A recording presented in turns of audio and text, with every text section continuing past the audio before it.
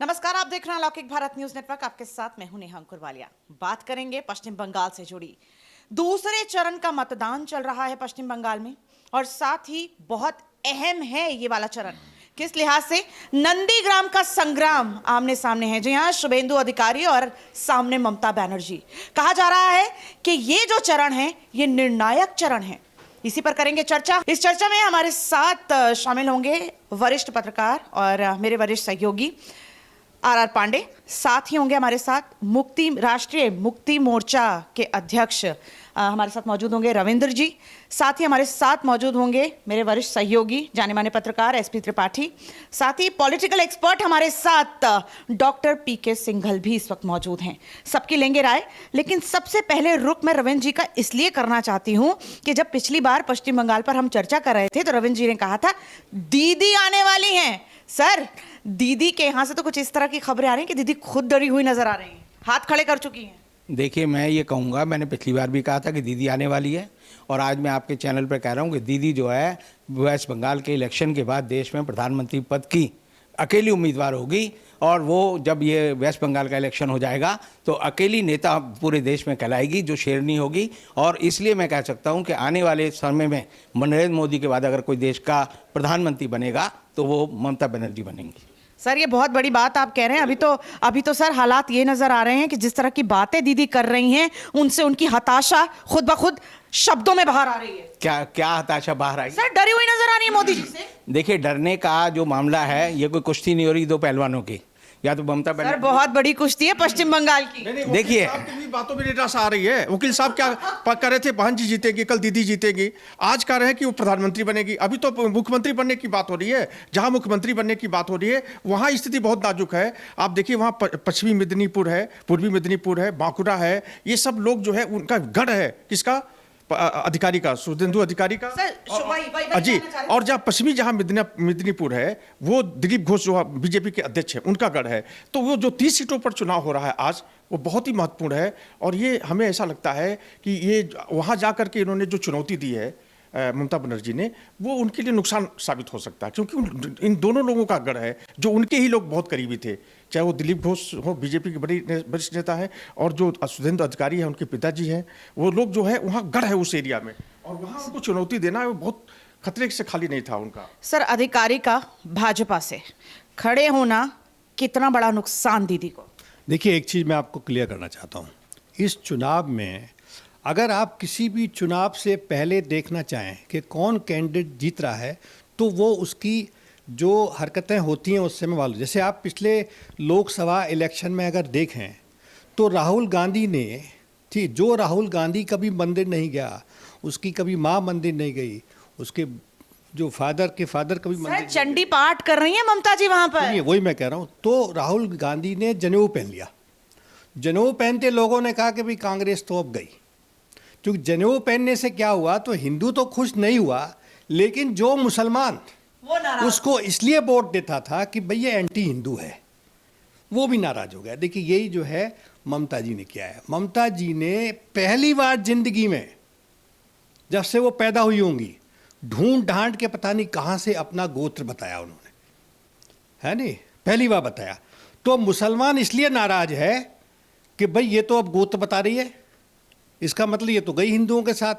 तो उनको सबसे बड़ा नुकसान, हिंदुओं की वोट तो मिल नहीं रही है, मुसलमानों की वोट भी वहां से खिसक रही है, जो कि एक बहुत बड़ा फैक्टर है। एक बहुत बड़ा फैक्टर है। जी सर, एंटी इनकम्बेंसी हम देख रहे हैं कि पश्चिम बंगाल में बहुत चरम पर है। सर, इस पर क्या कहेंगे आप? देखिए, ममता के पहले मैं एक डॉक्टर साहब के मैं पक्ष में बात करूं अभी, कि ममता ने दोनों को छलावे में रखा, हिंदू एज वेल एज मुस्लिम को भी। हिंदू को जीतने के बाद, मतलब जब चुनाव आया तो हिंदू राग अलापने लगी, अपना गोत्र बताने लगी, और जब जीत गई थी तो फिर मुस्लिम समर्थित हो गई थी, मुस्लिमों के कल्याण की बात कर रही थी। तो ये उनकी एक नैया हिलती जुलती अभी डगमगाती नज़र आ रही है। दूसरी चीज़ है कि जिस राज्य में जिस राज्य के मुख्यमंत्री ममता बनर्जी जैसी सशक्त महिला हो, उस राज्य में 21 दिन चोट लगे हो गए उनको, या किसी भी मरीज को 21 दिन चोट लगे हो जाए और बिना फ्रैक्चर का, बिना कुछ हुए, और आज तक वो खड़ी ना हो जाए, तो ये डॉक्टर और वहाँ की पूरी मेडिसिन प्रक्रिया पर एक सवालिया निशान जरूर उठता है कि आज तक कोई रिपोर्ट नहीं है और कुछ नहीं है। तो ये एक पर्दाफाश हो गया है इनका कि ममता बनर्जी जो भी कर रही हैं वोट के लिए छलावा कर रही हैं। अब हो गई एंटी इनकम्बेंसी के बाद। तो यहाँ पे मुस्लिम हिंदू मुस्लिम का जो वारा न्यारा है वो तो ऑलरेडी पहले बीजेपी वहाँ पर जाके घुस के कर दी है। बची खुची जो रही, अगर आप देखिए सीधी सी बात है कि अगर सब कुछ ठीक रहता तो वहाँ सारे जितने भी लोग थे वहाँ से क्यों वापस आते, उनके पार्टी के क्यों लोग भागते। तो कहीं ना कहीं कुछ ना कुछ तो है। अब ये था कि मार काट से या फिर बम विस्फोट करा के हम चुनाव जीत लें, तो उसको सेंटर ने न्यूट्रलाइज कर दिया। तो इसलिए ममता का इस समय पलड़ा बहुत ही हल्का है और बीजेपी की पलड़ा अभी आज के चुनाव से भारी लग रहा है। सर दरअसल ये पब्लिक है, अब सब जानती है। सर हम इंटेलेक्चुअल पब्लिक की बात इस लिहाज से कह रहे हैं कि पश्चिम बंगाल की जो जनता है वो अगर हम कहें तो बहुत इंटेलेक्चुअल जनता है। ऐसे में त्रिपाठी जी मैं आपसे एक सवाल ज़रूर लेना चाहूँगी। एक फिल्म देख रहे हैं हम पश्चिम बंगाल में जिसमें एक्शन है, ड्रामा है, थ्रिलर है और बहुत बड़ा सस्पेंस है। सर एक मसाला मूवी के लिए यही सब चाहिए होता है, ममता जी भरपूर दे रही हैं, फिर क्यों कहें कि हम ममता जी पीछे जा रहे हैं? नहीं, लेकिन आप देखिए जो ड्रामा वो कर रही हैं ना, वो पब्लिक सब जानती है। जैसे अभी पांडे जी ने कहा कि मेडिकल रिपोर्ट तक नहीं आई और उसके बाद जो है अभी एक सर्वे हुआ जिसमें 45% लोगों ने कहा कि जो है ये उनकी जो रिपोर्ट है या फिर जिस तरह से उन्होंने किया है वो पूरा ड्रामा है। 45% लोगों ने कहा और उन्हीं के लोगों ने कहा जो सर्वे रिपोर्ट आई है। तो मतलब ये है कि आप जो है मेडिकल रिपोर्ट आनी चाहिए। अगर आपको चोट लगी ठीक है, चोट लग जाती है, स्वाभाविक बात है, चोट लग जाती है, लेकिन जिस तरह से पहले चोटों का उन्होंने बुनाया वो इस बार भुनाती हुई दिख नहीं रही है। सबसे बड़ी बात ये मैं आपको सर लेकिन इतिहास गवाह है जब जब उन्हें चोट लगी है तब तक वो जीत गए। इसलिए मैं कह रहा हूँ कि वो पहले भुनाती थी और वो पब्लिक को अपने लोगों को कहने में कामयाब भी हो जाती थी, लेकिन अब इस बार लगा है कि वो ड्रामा है क्योंकि रिपोर्ट नहीं आई और बहुत सारे लोग हैं कि ये कह रहे हैं कि भाई अभी इतनी जल्दी कैसे, और लोग कह रहे हैं कि 28 तारीख के बाद ये ठीक हो जाएगी। सर देखिएगा सर एक्सपर्ट्स, हमारे एक्सपर्ट्स, कई एक्सपर्ट्स का तो ये भी कहना है कि वो प्लास्टर 2 तारीख से पहले उतर जाएगा। मैं इस पर रुक करना चाहूंगी रविंद्र जी का। रविंद्र जी क्योंकि मैं आपको ये बात कह रही हूं कि ममता जी हाथ उठाती नजर आ रही हैं, उन्होंने हर हथकंडा आजमा लिया, अब गैर बीजेपी जितने विपक्षी हैं उन्हें भी एकजुट करने में लग गए हैं। सबको पत्र लिखकर जैसी जैसी बातें उन्होंने कही है, यहां तक कि दिल्ली तक का रेफरेंस दे दिया जहां पर एलजी को सारी पावर्स दे दी गई हैं और सत्ता में जो पार्टी है उसको दरकिनार करके ऐसी ऐसी बातें वो कर रही हैं। सर क्या इसका कोई फायदा ममता जी को अब मिल पाएगा? देखिए ममता बनर्जी को चोट कब लगी उसकी क्रोनोलॉजी समझिए। अमित शाह हमेशा क्रोनोलॉजी समझाते हैं कि पहले डीजीपी बदला गया, अगले दिन जो है ममता बनर्जी की सिक्योरिटी हटाई गई, फिर उनका जो सिक्योरिटी का डायरेक्टर था वो हटाया गया, शाम को जो है उनको चोट लगी। तो बीजेपी का पहला वर्जन जो आज आप कह रहे हैं वही था कि जी ये झूठ बोल रही है, इसको चोट नहीं लगी। जब वो हॉस्पिटल चली गई वहाँ उसका एक्सरे आया, जब पता चला जी उनकी कमर में चोट लगी है। सर वो एक्सरे आज तक सामने नहीं आया है। सामने नहीं आना चाहिए, मरीज क्यों नहीं आना? सर पब्लिक जानना चाहती है जब खुलेआम वो इस बात का आरोप बीजेपी पे मढ़ रही हैं और उनका साफ कहना है कि बीजेपी के कार्यकर्ताओं ने आकर मुझे ये चोट लगाई है, तो क्यों सबूत सामने नहीं आया? मैं कह रहा हूँ राष्ट्रपति का वर्जन ले आओ। राष्ट्रपति का कल ओपन हार्ट सर्जरी हुई है, उसका मेडिकल बुलेटिन नहीं आया। आप ममता बनर्जी का क्यों मंगाना चाहते हो? मैंने खुद वो खबर, मैंने कल खुद सर राष्ट्रपति जी का जो मेडिकल बुलेटिन चाहे जारी ना किया गया, लेकिन उनकी स्वास्थ्य से रिलेटेड जितनी खबर थी वो मैंने कल खुद पढ़ी है। राष्ट्रपति का पूरा ऑपरेशन फर्जी है, मैं कह रहा हूं आपको, क्योंकि राष्ट्रपति जब आईसीयू में था तो दिल्ली के जो बिल था सरकार के बिल पावर कम करने का, उस पर साइन कर रहा है। तो राष्ट्रपति मैं कहूंगा कि झूठ बोलता है, गलत आदमी बैठे हुए। सर चुनावों का हिस्सा तो नहीं है इस टाइम से ब्लाइंड सपोर्टर है और ब्लाइंड आप क्या? मैं किसी का सपोर्टर नहीं हूं, मेरे जैसा आदमी मैं आप इन बातों को भी ध्यान नहीं दे पा रहे जी। मैं वकील साहब से ये कहना चाहता हूं, मैं आपको सर का कहना क्यों उसकी मेडिकल रिपोर्ट आए, क्यों उसकी मेडिकल रिपोर्ट आए, क्यों मेडिकल रिपोर्ट आए के बाद भी ममता बनर्जी खड़ी नहीं हो पा रही है, तो आप क्या कहना चाहते हैं? आप कहना क्या चाहते हैं? सर कैंसर जैसी बात, अमित शाह को कैंसर हुआ, उसकी रिपोर्ट आई। सर इस तरह की अमित शाह मर जाएगा, ये सर गंभीर बीमारी की बात हमने भी सुनी थी, कैंसर की बात हमने भी नहीं सुनी। मैंने सुनी, मैं आपको कह रहा हूँ कि उनके यहाँ क्लॉट था, उनके यहाँ कैंसर का था, 2 जगह उनका हुआ। सर मैं चाहूंगी, इस्तेमाल किया उन्होंने सामाजिक चुनाव में जीवन में माना जाता है कि कुछ चीजें बिलो द बेल्ट आपको हिट नहीं करनी चाहिए। ये मांगना कि ममता बनर्जी, सर ममता जी ने बिलो द बेल्ट कहीं हिट नहीं किया, कभी हिट नहीं किया सर। वो उसी उन्हीं को मुद्दे बना। हम ममता बनर्जी का इतिहास नहीं पढ़ रहे हैं, हम उसकी चोट की बात कर रहे हैं। बीजेपी बड़ी परेशान है। मैंने सर आपको उसी इतिहास, सर हम उस इतिहास का जिक्र, पाँव में चोट लगी उसके सर इस इतिहास का जिक्र हम इसीलिए कर रहे हैं क्योंकि ये तथ्य सामने है। जब जब चोट का ड्रामा उन्होंने रचा है तब तब वो सत्ता में पहुंची है। नहीं कह सकते ड्रामा है ये नहीं है। मैं चूंकि और आप आई हाँ सर सही बात है, रिपोर्ट सामने नहीं आई है। सर आपसे मेरी बात हो रही थी, आपने कहा, मैंने कहा कि सर व्हील चेयर पर इस तरह से रोड शोज करना, इस तरह से रैलियां निकालना और इस तरह की बातें करना, सर वाकई में फ्रैक्चर अगर उनको हुआ, चोट लगी होगी तो जाहिर सी बात है कि उनको सिंपैथी वोट तो मिलेगा। तो आपका कहना था मैडम ये प्लास्टर अगर 2 मई को ना उतर जाए तो आप नाम बदल दीजिएगा सर। देखिए ऐसा है, मैं बताऊँ, देखिए मैं तो आपको बता रहा हूँ, देखिए उसमें अगर फ्रैक्चर होता तो प्लास्टर बनता, वो प्लास्टर नहीं बंधा हुआ। जिस समय वो हॉस्पिटल से निकली थी उस समय प्लास्टर नहीं था, पट्टी बंधी हुई थी। मैं आपको बता दूं सर, एक मेडिकल एक्सपर्ट भी हैं, जाने माने डॉक्टर हैं दिल्ली के, तो इसी लिहाज से सर ये बात कह रहे हैं। तो और देखिए जिस समय जिस पोजीशन में उनका हॉस्पिटल में पैर रखा हुआ था ना, जो प्लास्टर बनने के बाद उस पोजीशन में पैर नहीं रखा जाता है, ठीक है। नंबर 3 चीज़ ये है कि वो पट्टी बंधी हुई खाली, तो पट्टी का मतलब हल्का फुल्का स्प्रेन है, कोई कुछ नहीं है।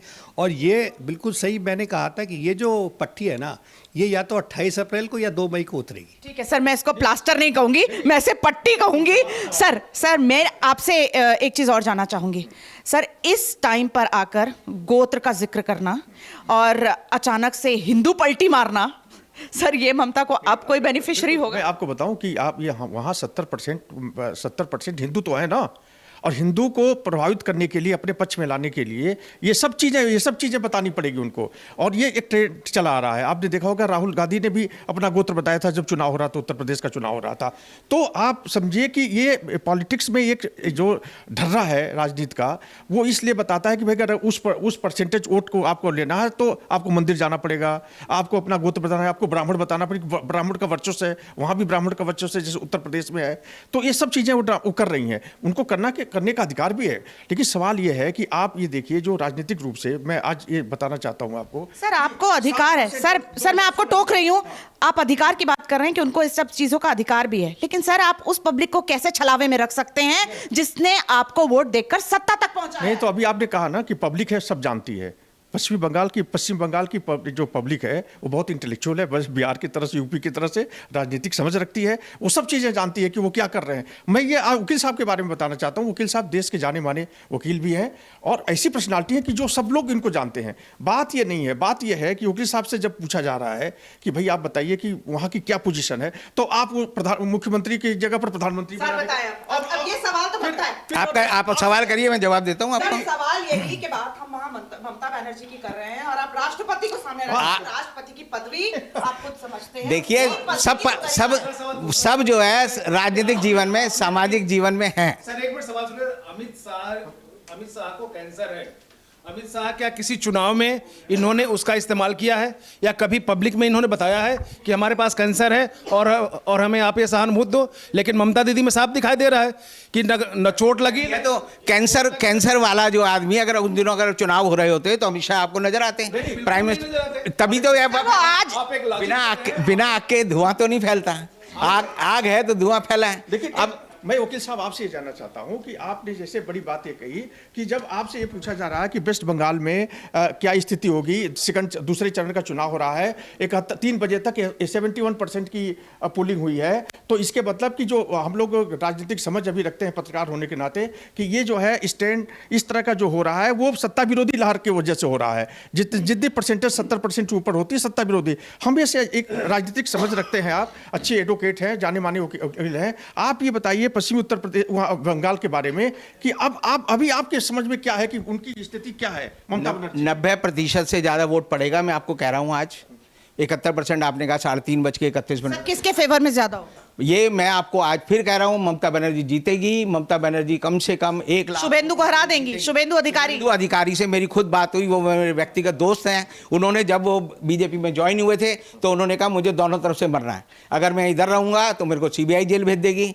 अगर मैं वहां लड़ूंगा तो हार जाऊंगा, मेरा राजनीतिक जीवन खत्म हो जाएगा। ये मैं व्यक्तिगत बात बता रहा हूँ जो कि उनसे मेरी हुई, उनके रिश्तेदारों से भी हुई, उनके पिताजी शिशिर जो अधिकारी हैं उनसे हुई। तो शुभेंदु अधिकारी के पास कोई चॉइस नहीं थी। आप देखिए बीजेपी में 148 लोग वो हैं जो कि टीएमसी छोड़कर जो है बीजेपी में आए हैं, और उन सब पे कोई ना कोई ईडी का केस है, कोई ना कोई नाराज शारदा उनकी जो है टेपे हैं। सर ये बहुत बड़ी बात, सर ये बहुत बड़ा खुलासा आप कर रहे हैं ये सर। सबको पता है। एक चीज मैं बताना चाहता हूँ। देखिए, एक आप चीज समझने की कोशिश करिए। मोदी जी के आने के बाद आप देखेंगे राजनीति में एक बहुत बड़ा परिवर्तन आया है। बिल्कुल सर। जो सेकुलरवादी हिंदू कहने में शर्म महसूस करता था, जो सेकुलरवादी कभी मंदिर नहीं जाता था, हिंदू अगर कह रहे हो तो कहता गाली है, ये तो यार मैं कॉमनल हो गया हिंदू कहने में, ठीक है। आज की डेट में देखिए, पिछले 6 सालों में सारे ऐसे सेकुलरवादी मंदिर जा रहे हैं, कोई भगवान कृष्ण की मूर्ति, सब, और वो सारे हारे हैं। आप उसको देख लो, अखिलेश यादव को देख लो, आप उसके लालू के बेटे को देख लो, सर राहुल का तो एग्जाम्पल सर ने दे आप दिया। राहुल को देख लो। तो ये जो है ना, मैं आपको बता रहा हूँ, वहाँ पे वेस्ट बंगाल में ममता बहुत बुरी तरह से आ रही है। आज मेरे एक साथ फैक्टर- क्यों, उसका कारण है, उसका कारण ये है कि हिंदू वहाँ बहुत नाराज है। अरे भाई, आप ये हिंदुस्तान है, आप हिंदुओं का ही खून कर रही हो वहाँ पर। आज मुसलमान की वहाँ क्या स्थिति है वहाँ पे जो है। इसी विषय पर अगर मैं बात करूं तो मैंने खुद एक रिसर्च और एक सर्वे पढ़ा जहां पर ज्यादातर प्रतिशत मुसलमानों की ये कहने की थी कि हम ममता दीदी को नहीं लाना चाहते। जाहिर सी बात है नाराज है वो उनसे। देखिए, नाराज क्या है, वो तो पलटी मार रहे हैं, लेकिन मैं दूसरी बात कह रहा हूँ। आप ये देखिए, क्या आप चाहते हैं, क्या वकील साहब, या आप चाहते हैं कि वहाँ की डेमोग्राफी बदल के वो मुस्लिम पाकिस्तान बन जाए? क्या बांग्लादेश, क्या भारतवर्ष इस्लामिस्तान बन जाए? बोलिए पाकिस्तान क्यों बोल रहे हैं? कहिए बांग्लादेश एक और बन जाए वहाँ। आपको बार बार पहले भी तो बांटा गया। बांग्लादेश में पाकिस्तान याद आता है। आप कहिए दूसरा बांग्लादेश बन जाए। हाँ, अब आपका शब्द। आप ये देखिए बात, एक आप सुनिए, क्या दिक्कत है? वो तो है ही बांग्लादेश। देखिए रविंदर जी, आपको नहीं पता, मैं बताऊं, मुसलमान चाहे बांग्लादेश का हो, पाकिस्तान कहीं का भी हो, वो पहले मुसलमान है। आप समझ रहे हैं? जो बांग्लादेशी मुसलमान यहाँ पर है ना, वो भी हिंदुओं को मारता है, बांग्लादेश में भी वो हिंदुओं को मारता है। तो मुसलमान चाहे पाकिस्तान का हो चाहे बांग्लादेश का हो, वो पहले मुसलमान है। जिस दिन वो 40-45% हो जाएगा, हमें और आपको मार के बाहर निकाल देगा। तब आपको ना कोई ममता बचाने आएगी, ना अखिलेश बताने आएगा। आप ये समझ लीजिए, बिल्कुल ये पूरा नहीं, हिंदू मुसलमान नहीं, हिंदू मुसलमान नहीं हो रहा है। अरे विकास, देखिए विकास से क्या होता है? मैं आपका नाम नहीं जानता, आप मेरा नहीं जानते, सड़क पे चलते हम किसी का नाम नहीं जानते, हम उसमें हिंदू मुसलमान करने लगे, तो ये बड़ी गलत चीज है। ये आपके सोच को बताता है। इसी बारे में मैं पांडे जी की राय लेना चाहूंगी। इसको जानने को दुनिया के इतिहास में जो दुनिया के इतिहास में पिछले 1000 साल में देख लीजिए, भारत कितना बड़ा था। भारत पता कोई बड़ा है? नहीं था। भारत कोई बड़ा नहीं था, यही तो गलत फहमी है। अरे भाई, अंग्रेजों ने भारत को बनाया। भारत- भारत जो है पॉलिटिकल एक कल्चरल एक भारतवर्ष बोलते हैं हम, ये प्रायद्वीप था, भारत कोई देश नहीं था। भारत वाज सब कॉन्टिनेंट, और इसलिए अंग्रेजों ने आपको उसे ये बनाया। गलतफहमी है। भारत एक बहुत दिनों से राष्ट्र है, हिस्ट्री पूरी पड़ी है, पूरी हिस्ट्री पड़ी हुई है। भारत एक राष्ट्र था। अरे भाई, चंद्रगुप्त के टाइम में, समुद्रगुप्त के टाइम में। सर पश्चिम बंगाल से हम हिस्ट्री में जाते जा रहे हैं। पश्चिम बंगाल के बारे में बताऊं, स्थिति यह है कि क्यों घबराहट है ममता बनर्जी को। ममता बनर्जी को इसलिए घबराहट है कि 2016 में जब चुनाव हुए थे तो बीजेपी को 7% वोट मिले थे, समझिए आप, और जब लोकसभा के चुनाव हुए तो 35% वोटिंग हो गई। तो इसलिए घबराहट है कि भैया जब 35% वोटिंग हो गई तो हमें हिंदुओं का भी वोट लेना है। बट सर विधानसभा और लोकसभा का डिफरेंस एक रहता है सर, सेंटर का और स्टेट का थोड़ा सा बहुत डिफरेंस इस लिहाज से रहता है। मैं सवाल करना चाहूंगी पांडे जी से। पांडे जी, सर कह रहे हैं कि किसी समुदाय विशेष की अगर संख्या जितनी है उससे 10% और बढ़ जाती है तो वो दूसरे समुदाय के लिए खतरा बन जाएगी। सर इस बात से आप अग्री करते हैं? देखिए, जैसा अभी माहौल चला आ रहा है कि भारत का बंटवारा हुआ, भारत का बंटवारा किस बिहाफ पे हुआ? हिंदू और मुस्लिम के बिहाफ पे हुआ। भारत का बंटवारा हुआ, हिंदुओं को क्या मिला? सिर्फ और सिर्फ भारत मिला। मुसलमानों को जिसकी हम चर्चा कर रहे हैं, जिसकी हम बहुत सहानुभूति इकट्ठा करते हैं, सहानुभूति हमारी भी है, लेकिन रहन सहन और कल्चर के लिए है, मारधार और काटपीट करने के लिए नहीं है। उनको क्या मिला? इंडिया मिला, भारत मिला, पाकिस्तान मिला, बांग्लादेश मिला। ठीक है, तो अब आप ये बताइए कि वही जो डर है, वही जो एक सिनेरियो है जो सताया जा रही है कि अगर जनसंख्या इनकी बढ़ती है तो हमारे देश की फिर स्थिति क्या बनेगी। और एक जो सेकुलर लोग हैं, जो एक अमन चैन पसंद लोग हैं, जो भारत में रह रहे हैं, जो जिनकी धरोहर पूरे विश्व में जाती है और जो विश्व गुरु बनने के जो सपने देख रहे हैं, उनकी क्या स्थिति बनेगी, इस चीज़ को लेकर गवर्नमेंट सोच रही है और वो गवर्नमेंट कर रही है। निश्चित तौर पे हमारे वकील साहब हैं, मुझे लगता है कि इनके आंख पे आज पट्टी बन गई है और ये पूरी तरह से भारत को नहीं देख रहे हैं। मैं तो अभी ये सोच रहा था इनके भाषण में, जैसे अभी बात कर रहे थे, कि ये बोल दे कि भाई हम तो भारत में ही नहीं है, अभी खड़े हैं। मैं अभी पूछने वाला था कि आप कहाँ खड़े हैं अभी? हम भारत में ही रहेंगे, भारत में ही हैं। देखिए, बहुत सारे लोग होते हैं जिनको विदेश जाने का मौका नहीं मिलता, लेकिन मैं उन आदमियों में हूँ जो विदेश घूमने के बाद फिर हिंदुस्तान में आता हूँ और फिर देखता हूँ कि हमारे अंदर कमी क्या है। और जहाँ तक आपने कही कि मुसलमानों को 3 देश मिले, पाकिस्तान मिला, बांग्लादेश मिला, हिंदुस्तान मिला, तो ये जो है एक हमारी पूरी दुनिया में पहचान इस तरह है। अगर ये अखंड भारत का जो सपना आप देखते हैं, तब तो आपको मुसलमानों से बड़ी दिक्कत होगी। बांग्लादेश के मुसलमान हिंदुस्तान में हो जाएंगे, पाकिस्तान के हो जाएंगे, अफगानिस्तान के मुसलमान। सर जिस तरह की मंशा वो पाले हुए हैं ना, सर जिस तरह की मंशा, सर जिन पड़ोसियों की, रविंद्र जी, जिन पड़ोसियों की आप बात कर रहे हैं, सपना देखें और हमें अखंड भारत का सपना देखें। आप देख रहे हो, आपका जो जितने भी लोग यहाँ हैं उनका मानना है अखंड भारत होना चाहिए। मैं तो यही कहता हूँ कि अखंड भारत करोगे तो मुसलमान जो है, अभी आप जो है 18% मुसलमान से परेशान हो, तब वो जो है मिलकर 48% हो जाएंगे, आप 52% रह जाओगे।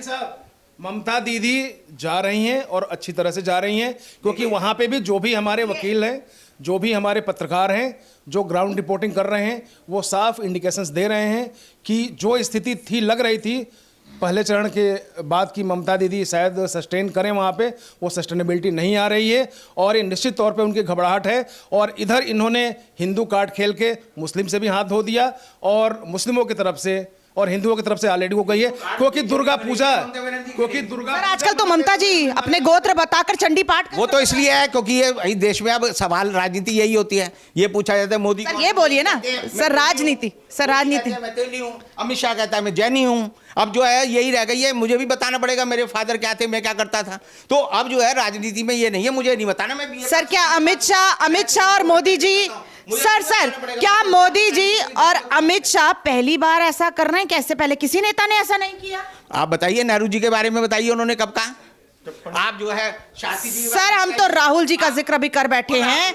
सर तो ममता बनर्जी वो हथकंडा क्यों आजमा रही हैं? को क्यों मानते हो? मैं तो उल्टा कह रहा हूँ आपको, नहीं मानते? कहीं नहीं है। ममता बनर्जी देश की अगली प्रधानमंत्री बनेगी। देखिए, नेहरू जी ने क्या कहा था पता है? वो हम सबके लिए शर्मनाक बात है। और मैं तो कहता हूँ उस समय हिंदू इकट्ठा होकर उनको बाहर भगाया था। नेहरू ने कहा कि मैं एक्सीडेंटल हिंदू हूं, मैं बाई नेचर मुसलमान हूं ये आप और बाई एजुकेशन मैं क्रिश्चियन हूं। अरे लिखा हुआ, उन्हीं किताब में लिखा हुआ है। सर नेपाल सर नेपाल को सर रुकिए, नेपाल को हम हिंदू राष्ट्र कहते हैं। जब वो चाहता था कि हम भारत में मिल जाएं तो नेहरू जी ही थे जिन्होंने मना कर दिया था। बहरहाल हम बात कर रहे थे पश्चिम बंगाल की। हमने वहां ड्रामा देखा, सस्पेंस देखा, हमने वहां एक्शन देखा। अब जो उसका क्लाइमेक्स है वो बहुत जल्द सामने क्लियर हो जाएगा, पिक्चर पूरी की पूरी क्लियर हो जाएगी। और हम ये भी बात बार बार कर रहे हैं कि पश्चिम बंगाल की जो जनता है वो काफ़ी इंटेलेक्चुअल है, उस लिहाज से वो बहुत बेहतरी से जानते हैं कि उनके लिए क्या अच्छा होने वाला है। बहरहाल अभी फिलहाल इतना ही, बाकी खबरों के लिए आप बने रहिए ABNN के साथ।